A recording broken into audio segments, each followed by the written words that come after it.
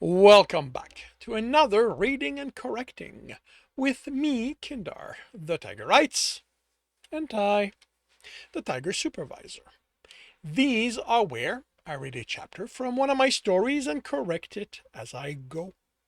If you want to listen to these live, it's every Tuesday morning, 8 a.m. Eastern Time on Twitch and YouTube. And if you are looking to support me, that is on my Patreon. Today, we are doing chapter 92 of Stepping Wild.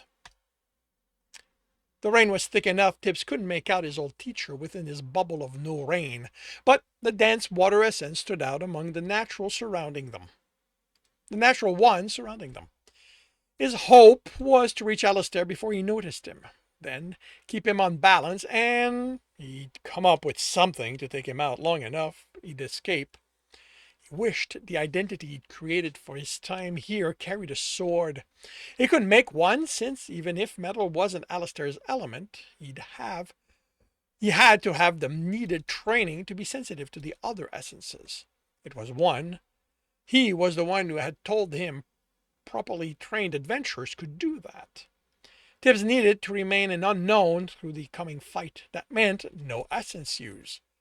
The wall of raw water essence coming at him manifested at such speed Tibs's only defense was to try and fail to wrench control. The impact sent him flying, and reflexively he etched a water cushion to land in, then cursed for revealing he had an element. But since he channeled water.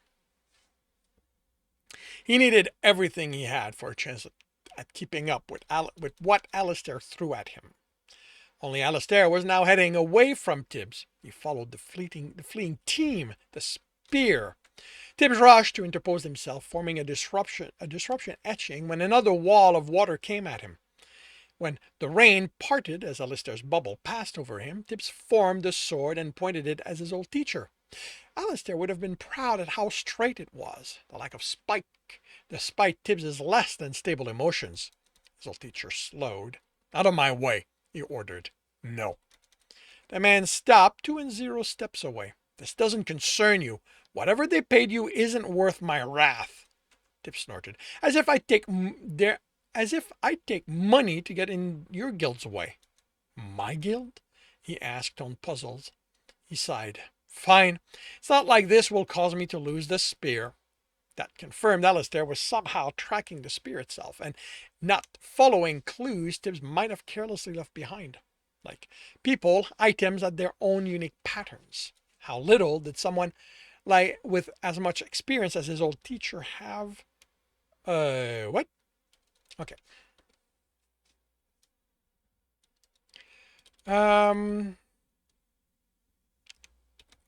Need to study. How little did someone with as much experience as his old teacher? Oh, I see. His old teacher had need to study one before he could tell it apart from everything else, and the spear's dense essence had to simplify that.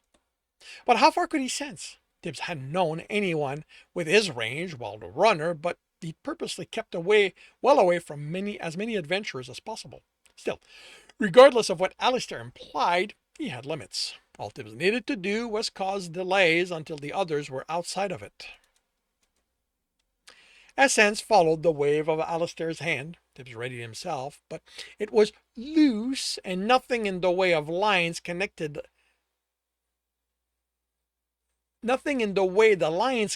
lent themselves to aggression. The Arcanist could alter that, but other than a tight sheath of water in case it was supposed to affect him as it passed, but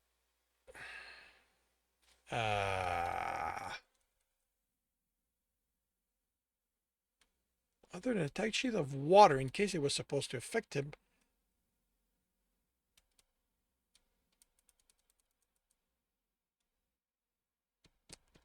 The Arcanist could alter that, but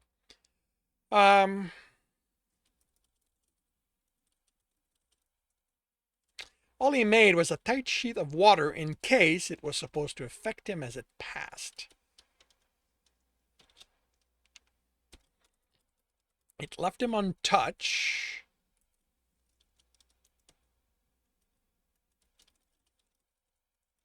Then, once it reached to the dome, once it reached, then, once it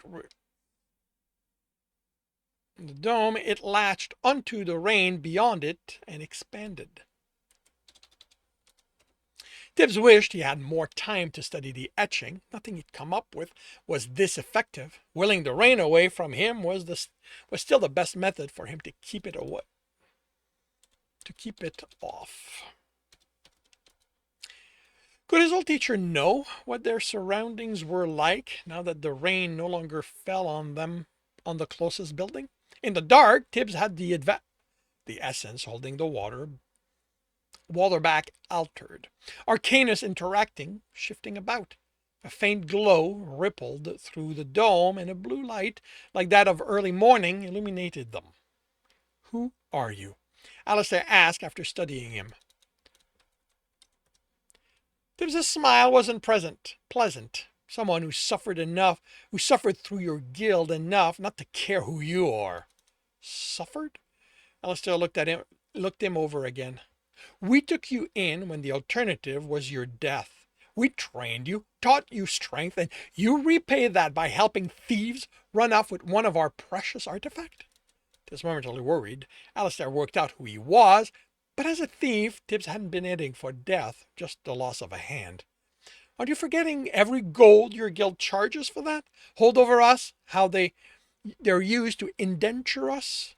And you hope to free yourself by taking criminals' money? Tibs smirked. Just following the example your guild gave me.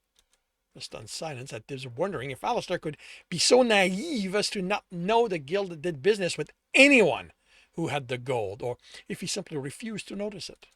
Then, once I have taught you the folly of walking away from the training you could receive and making those criminals pay, I will bring you back. Tibs smiled. Maybe I'll teach you what comes from not letting your guild restrict what I learned. Alistair's sword was simply there. Tibs hadn't sensed it happening. The man took 2 steps, and in between them, it was in his hand, slashing. Even if Tibs was nowhere within its reach, the other hand moved, and etching forming at the fingertips, finalizing as the sword's tip reached it, becoming its focus. A shield didn't form as quickly, but still enough, with concentric line connected by Arcanus to weaken the etched attack with each circle. What made it through wasn't enough to leave a mark on his clothing. He smiled at Alistair's frown and staggered to stop. I guess your guild never taught you to just think you're etching in place. How is it that after all these years you haven't worked that out? It only took me a few years. He didn't bother with etching as he ran. He couldn't hope to outmatch his old teacher in a direct descent fight. He should have gone for air or earth or any of his other elements instead of reflexively reaching for what was so abundant at the moment. Alistair stepped aside to swing. Then, and when his sword impacted Tibs' shield, Tibs slid back. There shouldn't be that much strength in it. Water wasn't about strength, except that anything an element could do could be recreated in some fashion by another. Earth had strength, therefore water could be made to have that too. Tibs parried the attack, then stepped away. You're a better fighter than I expected. Was he underestimating what water could do because he had so many elements? Undo your sword and shield, Alistair said, walking around him. Help me retrieve the spear, and I'll show you that you have much more to learn than simply relying on your element. Oh, you don't get it, Tibs grumbled, then straightened. That wasn't me being impressed. It was me realizing I don't know you as well as I remember.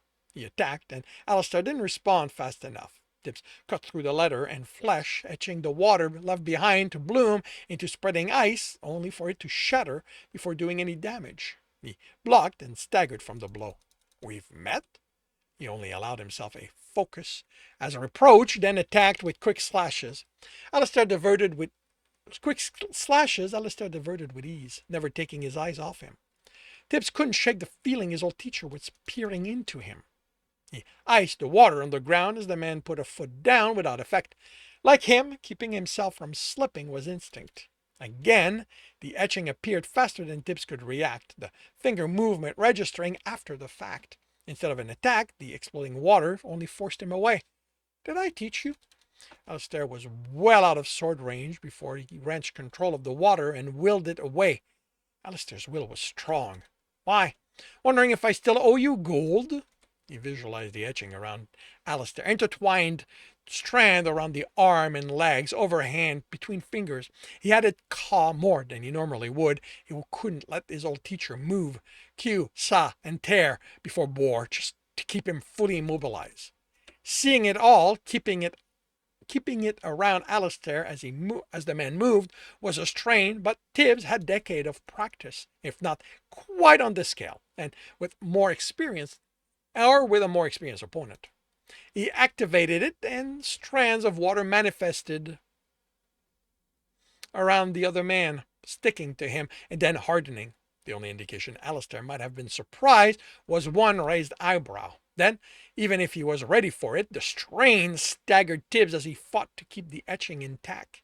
His etching intact. I hope I can convince you to work with us, Alistair said. This is impressive work for someone clearly not as skilled as he could be. You could go far. And turn into you? Tibs replied through clenched teeth. He sensed the crack and shifted some focus to it to hold it, but another appeared, then another, and again, and then he was the one encased in an etching. Alistair's finger traced between them, and more of the etching built. He disrupted some, but not enough. He stopped. He was wasting his strength. He didn't need to move to fight back. He just had to work out the correct etching. What did your teacher do to you? Alistair asked, sounding baffled. Oh, the ways Tibs could respond. But he settled for something simple. He disappointed me. He let his guild destroy what they promised to protect. He visualized a line of arcanus. The man nodded. The guild isn't perfect, but if you stopped fighting, if you worked with us instead, you would be inside, able to make changes, make sure it became better. Waves an interconnected line. Like you did? He replied with disgust. How did that work out for you? Is it better? Or did it just end up turning you into someone more interested in advancing himself than protecting people? Tibs detonated the etching as Alistair's eyes widened, the man's surprise further weakening his hold over Tibs. Tibs picked himself up off the ground as Alistair groaned. His clothing was cut as badly as the other man, and he'd have to hope his old teacher would explain the lack of blood on Tibs by him having included the right Aquinas to exclude himself from that aspect of the effect. Tibs? The Alistair asked, voice trembling. He cursed. His old teacher pushed himself up, eyes fixed on Tibbs's left arm. The brand itched. How? Why do you care? Alistair shook himself, then was standing, eyes filled with determination. I'm bringing you back. Surrender yourself to me peacefully. Tibs snorted. I'll never submit to what your guild wants. You tried to assassinate one of our leaders, he stated in a cold voice. Come back to me once you've held them accountable for every person in Craggle Rock who died because your guild didn't protect them. That isn't the same team, Tibs. It should be. He reined in his anger. You don't get to tell me I need to be punished when not one of them paid for those deaths. I didn't actually kill him. But you are wanted for it. Yeah, I don't think I've got... Part of me wanted to reduce how important Tibs was to the guild. And I don't know how to do that, but I have a way around it. Not that I can explain it. But yeah, I have a way I have a reason to leave things as is. But you are wanted for it. I will bring you in, Tibs. The sword dissolved, and Alistair pulled 2 knives and traced. Tibs barely got a sense of the arcanas that were part of the attacks. They were so fast. A lot of Caw, so to restrain him, Par, along with Q. Of course, his own etching weren't fast enough to block or deflect them all, but hit him, weighed him down, eventually pulling him to a knee. It didn't bother him until he noticed it was more difficult to focus. Alistair wasn't restraining his body alone, he was attempting to restrain his mind. Tibbs felt cold in a way he couldn't remember feeling. Alistair would capture him. Tibbs would be back within the guild, and they would punish him for escaping. He glared at the man. No, not ever. Let his old teacher sense this. Let him puzzle over how he'd done it. Part of him hoped Alistair survived, but not being captured was more important. He filled the space between them with water essence, and Alistair took a step back, knife at the ready to etch. Tibbs didn't shape it, simply kept adding to it. He'd done this by accident a long time ago, the first time. He'd done it again, trying to understand what had happened. He never had. But the result were always the same. Destructively the same. He channeled fire while still pushing essence out. Alistair's eyes grew wide before anything happened, and Tibbs sensed something wrong with his deep reserve. It didn't change. It didn't change from the blue of water to the red-orange of fire, both mixed, and the explosion sent Tibbs through a wall, filling him with pain before he thought of purity. He was channeling fever, pushing it through his body, repairing it.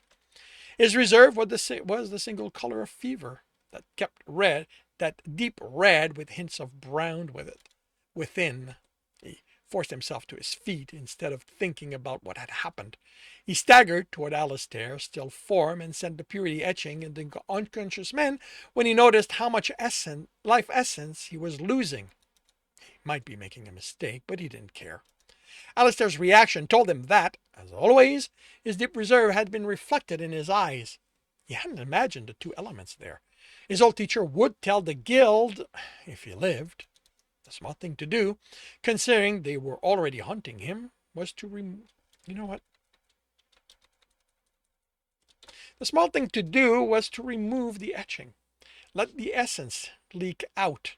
But for as angry as he was at the times, his old teacher, for angry as he was at times, with his old teacher, Alistair didn't deserve to die.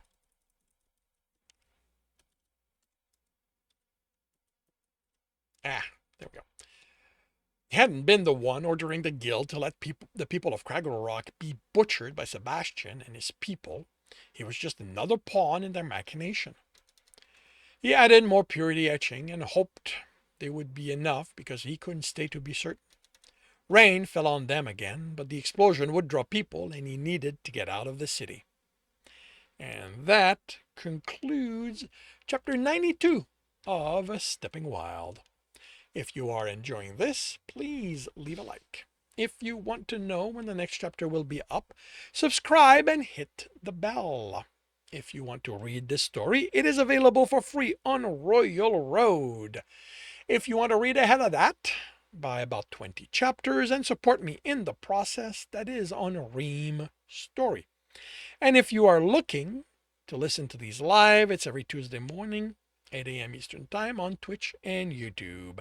Links are in the notes, and with that, I shall wish you a good day.